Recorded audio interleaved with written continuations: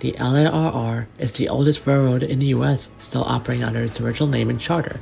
The LIRR's history stretches back to the Brooklyn and Jamaica Railroad, incorporated in 1832 to build a 10-mile line on the East River in Brooklyn to Jamaica. Most of this would later become what's now the Atlantic Branch. This included building the now-abandoned Cobble Hill Tunnel in 1844, the oldest subway tunnel in the world, according to the Guinness Book of World Records.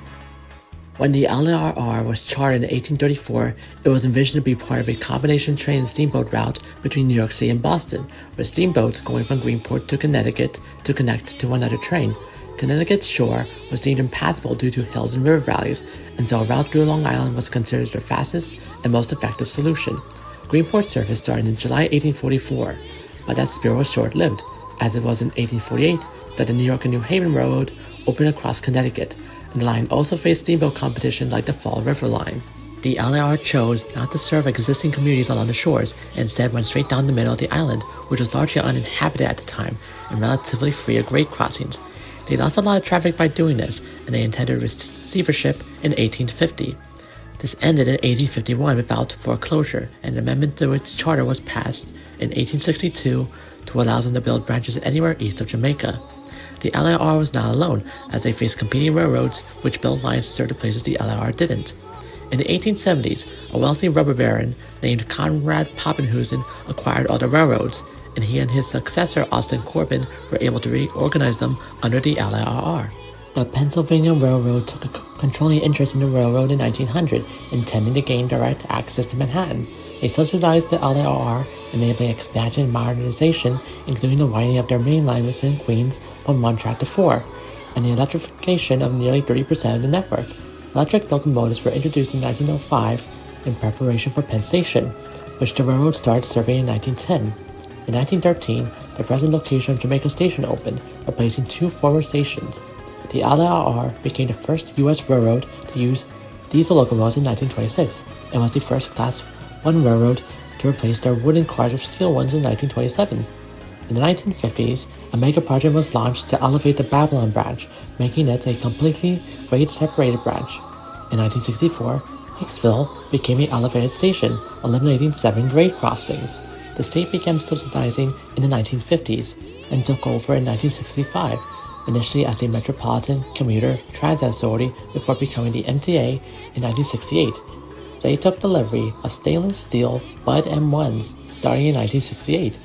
These were a catalyst of change for the LIRR, as they required all stations in the electrified zone to be rebuilt for high-level boarding between 1966 and 1968, and their increased power demand forced the LIRR to update its third rail power supply from 650 to 750 VDC to take advantage of the car's performance.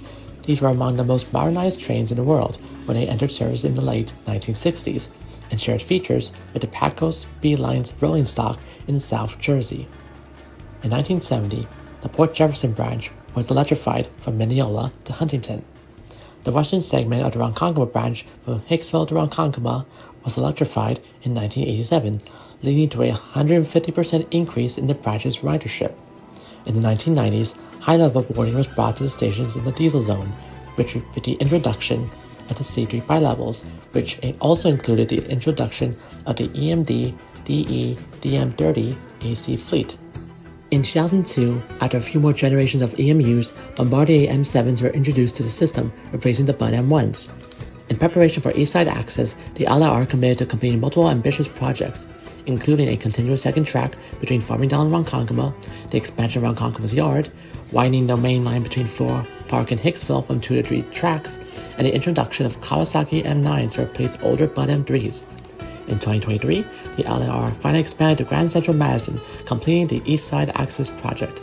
Through building branches, subsidiaries, acquiring competing railroads, 24/7 service, and continuing to advance in infrastructure and rolling stock, the LIRR became what it is today, the busiest and most significant commuter rail network in the country. Over its 100-plus years of operation, as the LIRR grew, it gave people a reason to move to the island, eventually making it the 3rd most populated island in the Americas. The LIRR is a role model for all other North American commuter rail systems to follow, as commuter rail continuously evolves into regional rail. I hope this video serves a history lesson for fellow advocates as we aim to move forward to fight for better lives in our cities and our suburbs.